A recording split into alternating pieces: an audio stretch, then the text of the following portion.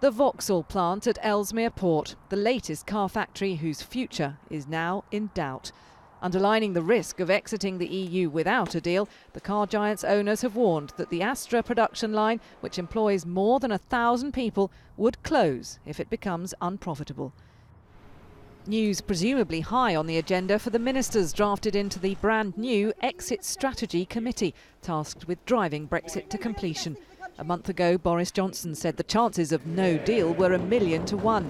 Now that's his government's working assumption. If the EU simply refuses to budge, will only offer political gloss on the language in the political declaration, then we will end up leaving at the end of October on WTO terms, which is why the government has set up the new structures of cabinet to make sure we've got the most effective decision making to manage all the risks. But David is finding it hard to manage the risks to his business. For example, Kenya is one of the places that we do buy flowers from at the moment. He currently pays no tariffs on flowers from Kenya because of an EU treaty that would end under a no-deal exit. So I think we've got some benefits through the EU, but I'm not actually quite sure what will happen after that. And the government has been able to tell you what? Well, absolutely nothing so far, yeah. So you don't know the price of your flowers from Kenya? We are completely in the dark as to what will happen.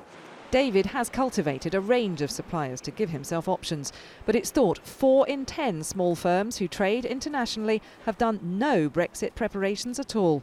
Today, the Confederation of British Industry urged the government to ramp up its efforts to get businesses prepared. The UK government has actually done quite a lot of work to get ready for no deal.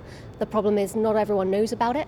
They've got a great customs scheme that small businesses can sign up to make friction at the border less difficult, but only 10% of companies that are eligible have signed up for that. So lots to do on the communication front. The pound sinking to its lowest value for more than 2 years today just adds to the pressure on UK firms. It's kind of pain on pain. We've really suffered that, but this will be a kind of second wave of pain that we are very concerned about. After 3 years of uncertainty, Britain's businesses now urgently need clear and detailed guidance about what preparations to make. Catherine Jones, 5 News.